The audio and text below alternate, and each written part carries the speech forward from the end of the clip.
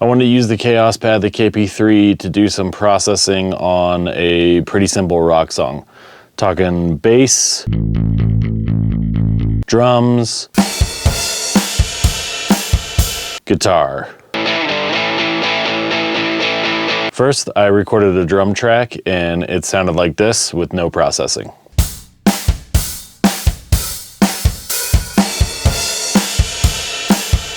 Then I used the compressor in the KP3. Which compressor did I use? I can't even remember. I used compressor 1.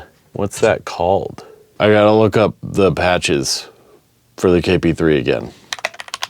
Oh, here we go. All right. It's called the compressor.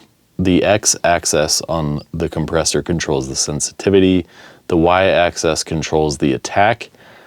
Not really sure how that translates into the touchpad there. I guess the sensitivity is the threshold. The attack is faster or slower depending on where you go. I used it sort of in parallel. You can see I didn't turn the effects depth all the way up, but it actually sounds way, way better than I thought it would, which kind of makes me think that the compressor might actually be a pretty decent compressor for loud sort of rock and roll drums.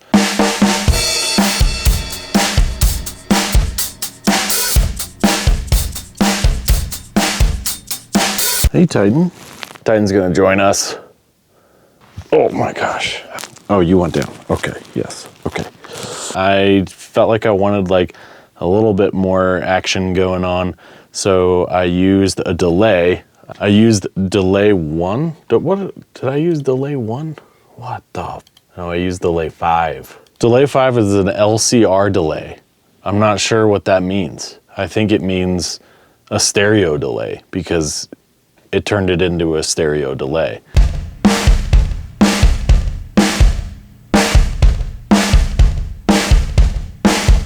The X-axis is the delay time. The Y-axis is the delay depth.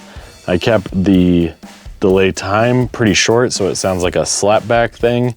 And then I kept the delay depth about a third of the way up.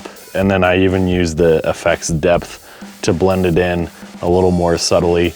Next, I recorded a guitar and it sounded like this.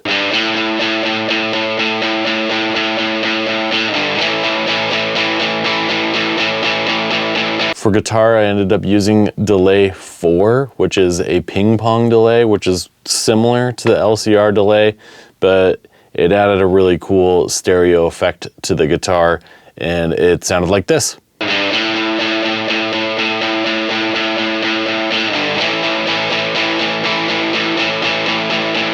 Lastly, I needed some bass, so here's what the non-affected bass sounded like. And then I used the fuzz distortion in the KP3, which surprisingly did a really good job of keeping the low end of the bass intact, which I did not expect. I thought that it was just gonna suck all the low end out and sound really kind of trebly and gross, but it sounded pretty good.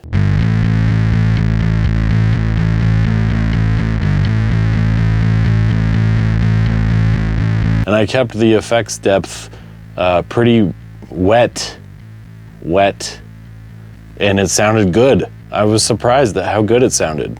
You could listen to it.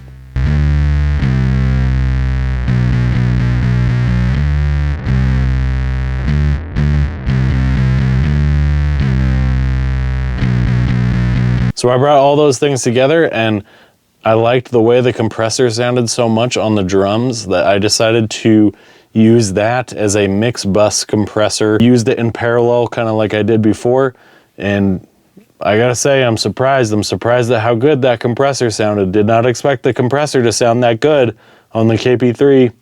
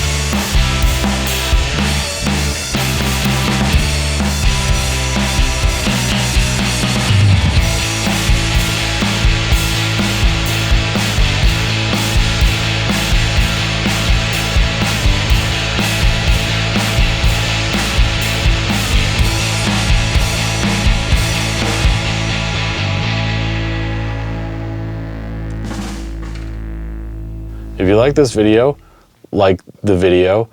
If you like the Kaoss Pad and the KP3, consider subscribing to the channel. That would be cool. I make other content too that's not just KP3 Kaoss stuff, but that's fine. You don't have to watch that, but you know, you might be interested in it. Anyway, thanks for watching, and I will see you in the next one.